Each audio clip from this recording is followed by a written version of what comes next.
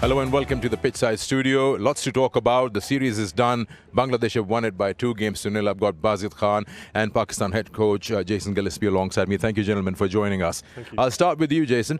If you were to put it in a nutshell, the two games, what are the areas of major concern to you after this series and, quick turnaround to England? Yeah, it is a quick turnaround and obviously a disappointing series. And as you mentioned, Bangladesh outplayed us. It's as simple as that. Certainly the areas we need to work on. I think if we start with our batting, I think what we did well was we got in, we got starts. Unfortunately, we just couldn't go on. We had two guys score centuries in the first Test match, but we did get a lot of starts. We got a lot of small partnerships that were developing. But then we just lose a couple of wickets in a clump, and that just really put us on the back foot, and it's really difficult to recover from that. So certainly the lessons we can take from a batting perspective is once we get in, let's make sure someone goes big and gets that big total, get those big partnerships happening, because that's how you drive the game forward. And unfortunately, we just haven't been able to do that. Again, with the ball as well, I think. Similar vein, we bowl well in patches. We have a good spell, then a not so good spell. And Test cricket is played over 5 days. We need to make sure that we're consistent and disciplined and focused throughout the day, throughout a session, throughout the whole day, throughout the whole match. And if we can improve those areas, that'll go a long way towards us improving our performances. Yeah, when you look at one view that is circulating is that a side looks slightly undercooked. You talked about bowling in patches, batting in patches. Now, these guys haven't, obviously very early in the season, haven't played first-class cricket coming into this series. Now, the concern now, is this a concern for you as well? Because next series, starting October 7th, there's no first-class cricket in between. Yep. That's a good point, Baz. And unfortunately, I can't control schedules. All we can do is focus on getting our players ready to go for the next series. They'll have some white ball cricket coming up in September for the teams that have been announced. But we'll just try and get the boys together. As red ball coach, in an absolute ideal world, yes, you'd have some first-class cricket for the players to play at this time. But unfortunately, the schedule at this point in time doesn't allow for that, and the way it is. So we just have to make sure, as a support staff, that we can identify ways to best prepare going into that series against England. So the players will go and play in the white ball competition, and then we'll get them back for camp, and we can start best preparing for that series. You go back to the first Test match, you feel that there was a heavy reliance on the pitch that was prepared and 4 seamers, and then, according to your camp, it didn't really react the way you expected it to? Look, we went in with the 4 fast bowlers. We thought that was our best way of winning the match, and after being put in to bat and losing 3 early wickets, we actually regrouped and posted what we thought was a very competitive score. We wanted to drive the game, so we wanted to have a bowl at Bangladesh on that second evening, and because there was a little bit of weather about, which we lost a little bit of time, but we felt that we were driving the game forward. Full credit to Bangladesh. They fought through some tough periods and batted very well. And then probably our second innings batting, we didn't do well in both games. So that's certainly an area that we need to focus on and something for us to improve for sure.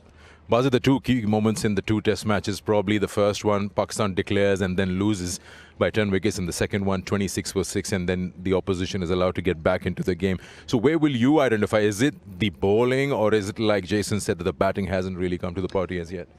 The one major difference between the two sides throughout the 2-match series has been that whenever Bangladesh were put under pressure, they found a way to come back and then regain that sort of ascendancy. When Pakistan were put under extreme pressure, they did not find a way, and that shows that overall we say yes, Bangladesh was the better side, but the moment that they won, now nobody would expect it. Some side to come back from 26 for 6. Nobody would expect it that after having been in the field and the opposition scoring 440 odd, you take a lead with the bat. So whenever they were under pressure, they came back. And I reckon also you look at the bowling overall match fitness. I think the speeds tell you a story. The Bangladeshi bowlers in their second, third, fourth spell would maintain their speed. I think there was a little bit of dip when the Pakistani bowlers bowled. So it goes back to maybe being undercooked, or it also goes back to winning those moments and being able to come back into the game when you're put under extreme pressure. The first test match, Jason, must be a tough call to leave Naseem and Shaheen out. We've been the spearheads of the attack. Yep. What was the decision behind that, and how are you looking at the second test with 3 days gap in between? Yeah, we certainly we made some calls that people believe is tough. Always, whenever players are left out, there's always discussion. We like to think we want to have a squad mentality, and looking ahead, we've got lots of cricket. The game here, we felt the attack that we put on the park, we were able to do the job, and we could argue that they did. We had the opposition 26 for 6, but as Baz mentioned, they fought hard and fought themselves back into the game. So, at that point in time, not many people were saying that we're talking about selection. Obviously, with Shaheen, we feel that he's going to be a really important part in all formats going forward. It's a very busy period. We looked at how he bowled in the first test match, and while we thought he bowled decently, we feel there's areas that can improve, not just with him, with all our bowlers. But ultimately, when we came to selection, we just looked at conditions. We saw the surface here, and we thought this was the best makeup of the attack to take the wickets on this surface. And as I said, we had Bangladesh under a bit of pressure. Full credit to them; they fought their way out of that. The other question that comes to mind, I don't know if you'll be able to answer this as not, but you're captain, the leader of the group. Now, losing to Bangladesh at home in Pakistan, there will be a reaction. Now, he's only captained 5 test matches, but now there'll be a discussion about moving forward. How much backing does he have? Are you fully confident that the core of the team or the leadership of the group will stay the same? Yeah, look, I'm really confident of that. Whenever a team loses, there's always going to be people in the media asking questions, and that's fine. That's the media's job. My job is to help best prepare our players to play the best cricket. We haven't played the best cricket that we know we can in these first 2 test matches. We've identified some of the areas that we need to work on. I thought you made a couple of good points, with our batting and our bowling. Certainly with our bowling, we know that we need to be as fit and as robust as we possibly can if we want to compete for 5 full days in Test cricket. Look, Shan, I feel, has led the side very well. We just haven't played well as a team, and that's the reality. We need to play better as a team. Those areas that I've identified, we need to sharpen up, and we will sharpen up on those. But we've just got to make sure that we take a breath, have some clear thinking. But I really want to back and believe these players. They are good enough, and they've shown glimpses in this Test series of just how good we are. We just need to do it more often. That's what Test cricket's about. You can't have a good day and expect to win a match. You have to have session after session, day after day. And that's what we need to learn. We need to do that better. And if we do that, I'm very confident that we'll have some success. One last question. I wouldn't ask you to compare the 2 bowling attacks, Bangladesh and Pakistan, but what impressed you the most, if it did, about the young fast bowlers from Bangladesh, and what were they doing right? Yeah, look, impressive young bowlers, aren't they? And I think what they did, they showed that if you're just disciplined and patient, you can get rewarded in Test cricket. And that's certainly something that I've spoken to our bowlers about over these 2 Test matches. Test match bowling is about discipline and patience. The game is a long time, and the game can quicken up. As we saw in both these games, the game started off relatively quiet, relatively slowly, and the game's quickened up when it came to the 3rd and 4th innings. So, we just need to hang in there and stay patient. And I think the Bangladesh bowlers just did exactly that. They just hung in there, they stayed patient, and they got their rewards of that patience. And when we did that, we got our rewards as well, but we just didn't do it probably as long as we know we need to, and that's a real lesson for us going forward. And look, that's a real focus for our bowlers to get ready for that next series against England. Well, Jason, hard luck for this series, and wish you best of luck start of the season. Lots of games to come. Thank you for joining us. No worries. Thanks for having me, guys. All right, time for us to take a short break. When we come back, we'll be joined by Arslan Ash.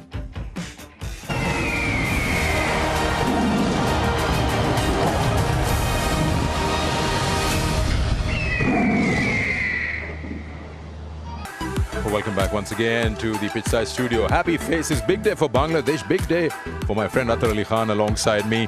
These pictures mean a lot. Yeah, it's nothing about me, it's all about them. What they have achieved, it's simply magnificent. And I hope this will bring some joy to the people of Bangladesh who suffered a natural calamity recently due to the flood situation. Thoughts and prayers for their safety, but what a moment this is. They will enjoy this for a very, very long time. So will I. But this means so much for the people of Bangladesh back home, because knowing that Bangladesh has never tasted victory in Test cricket against Pakistan. Not only that, they achieved that in the first Test match, and also going on to make a clean sweep. It's simply unbelievable performance from Bangladesh, and congratulations to Nazmuddin Shanto and company for achieving this historic victory. When you say that doesn't happen every day, it brings a question to my mind that what, according to you, has been the key factors, because this is not an overnight achievement. To be performing as a team, as a unit like this has to be hard work for some time. Yeah, it is hard work and determination. That's exactly what the words from Hassan Mahmood when Bazid spoke to him after the match. And it has been hard work. They've gone close to pick up victories, but somehow it has not happened in the past, especially in Test cricket. So it also shows that even when the chips are down, I mean, I keep going back to 26 for 6. You can produce a performance where you can still come back in a Test match to come at the top in the end by winning it by 6 wickets. I mean, that's simply amazing. Collective effort, the belief has gone stronger, and not relying on one or two players, I think, has been key. Madison Miraj has been simply magnificent. He's turning out to be a genuine all-rounder. Always thought he was a genuine all-rounder, but he's got the numbers to match to go with him. When you talk about Bangladesh's performance, especially you talk about Test matches, fast bowlers, the good thing is you see young fast bowlers coming in away from home performing. So this is the beginning of a new era in terms of fast bowlers to take over from Taskin and others. Yeah, what I've been able to gather is that this has been a process which was started quite a long while back. You've got Otis Gibson, you've got Alan Donald now, you've got Andre Adams, and they've worked on this platform of producing fast bowlers. Also Courtney Walsh. Courtney Walsh. So fast bowlers will win you series outside of your home. Outside of Bangladesh, you need fast bowlers, and that's what they worked at. I remember the Asia Cup, and Alan Donald pointed out Hassan Mahmood. He said this is a youngster who has most of the skills required to succeed at international cricket. It's not only the fact that they bowl quick, it's not only the fact that they've been able to hold their own and be consistent. The other factor here that is behind the scenes is these guys have in heat. Right now we're feeling the heat, it's very humid, and they're not once shown that it is getting to them. So their fitness levels, I think, have been much better than the Pakistani fast bowlers. Their speeds have been consistent throughout their first, second, third spell, and they're able to then multiply that pressure on the batters because of the fact that they've been match fit, and also the preparation coming in. Mashfiq talked about practicing at home in similar conditions for quite a while. So the preparation towards the Test series has been spot on, and that has shown the way that they've been in the field, the way that they bowl, even the concentration in the batting. That is all to do with preparation of your skill and your fitness. You talk about Bangladesh, young captain in Shanto, and then having a young fast bowling attack, and skill is something else, but to have them work and understand their roles and to be so disciplined, especially someone like fast bowler like Nahid Rana, and of course you mentioned Hassan, it's just everything seemed like Bazat said earlier on, they seem like a more prepared side. Yeah, everything seems to fall in the right place, and it's not just a journey, a short journey. It has been a long journey.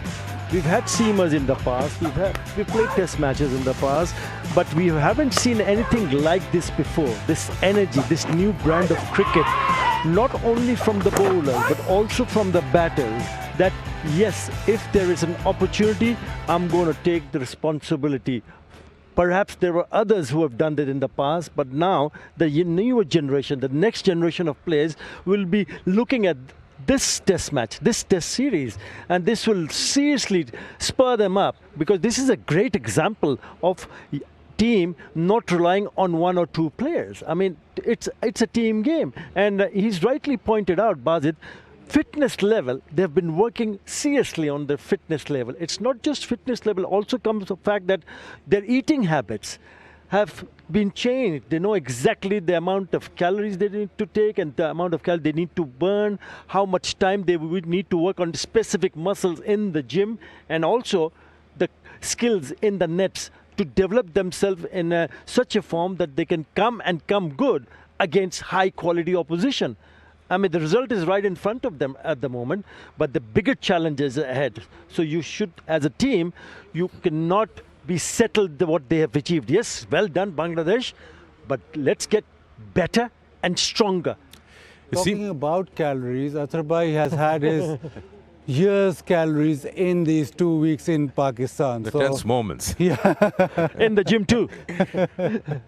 You see, he talks about the preparation, everything. It's also a matter of self-belief. Beating New Zealand in New Zealand in their conditions, that also must have added to their confidence. And then you produce performances like Player of the Series, Mehdi Miraz, first Player of the Series award for him away from home. So it seems like a fair mix of young fast bowlers, experienced all-rounders, and then someone like Mushfiq. I think Mehdi was phenomenal. The way that he's bowled, the way that he's batted. It was quite a decisive difference between the sides. The spinners of Bangladesh and the spinners of Pakistan, and he led the charge. Those 4 wickets on the final day in the first Test match, and then 5 wickets in the first innings, and then with the bat. And the runs that he scored have actually turned the game around, and the pressure that he's applied being consistent with the ball. So yeah, they're going in absolutely the right direction. And you look at the bowling attack and you think you've got pace, you've got seamers who can swing the ball, and then you've got quality spinners in the ranks. They've always had spinners. So now it's a complete bowling attack. And once you have a complete bowling attack, then you can challenge any side anywhere. It's rewards galore for Bangladesh for their hard work that they produced here, and that has affected in a positive way on the ICC World Test Championship. They started when they came to Pakistan at number 8, and look at where they have ended after 2 games at number 4. Athar? Yeah, this is incredible, isn't it? They've just gone on top of South Africa and England. Yes, if you look at the number of test matches that the other teams have played, they've only played 6. But having said that, the 6 test matches they've played under the captaincy of Nazmul and Shanto, and out of the 6th, he has won 3. That is incredible, isn't it? And to be able to do that, so they have quite a few more test matches to play in this cycle. That's the reason why I said earlier that you cannot be satisfied what you have achieved. Yes, brilliantly done, magnificent victory, but whether we can go and repeat what we did here as a team against different opposition. Bangladesh go to India. In September, they take on India, play 2 test matches. So I think that's where what is important for them to realize that, yes, we've done it in the past. Let's go and do and repeat this again. One last question, Bazit, as we move on. I'm sure all the viewers will be interested in this. That month or less turnaround time when England comes, you can't chop and change. You can, but you can't bring form back. So what can be the key factors that Pakistan management can look into and be prepared for the next? Yeah, that's a difficult question. I asked Jason this. You don't have any first-class cricket going into that test series. So even though you may have identified 20 players or 15 players, they will not be having match practice again going into a 3 test match series. Yes, white ball cricket, yes. might increase your fitness levels, but there's no substitute to running in and bowling 15 overs a day, no substitute to batting for 2, 3, 4 sessions. So it is tough. It is very tough, because I look at that preparation and I'm questioning straight away. England coming for 3 Test match series and you prepare with white ball cricket, which is quite odd. So I don't really have an answer. I do have some players who could come into the squad, but again, those players will also lack in first-class cricket. So I don't know how you go about it. So basically, in Urdu they say, "Hum na hi samjhe." नहीं ना तो नहीं समझे, but the preparation again will not be ideal. Okay. Well, Bazid, thank you so much. All the commentary stints and all the excitement that you bring in. And of course, Athar, congratulations once again. Thank you. For Bangladesh win and for your visit. I hope you were happy and you were taken care of. And for our viewers, thank you for joining us. Bangladesh once again winning the Test match series 2-0, and why not? Brilliant performance, outplayed Pakistan in all 3 departments. And you want to say something? No, I just the victory sign. The victory sign. sign. The victory sign. Okay. All right.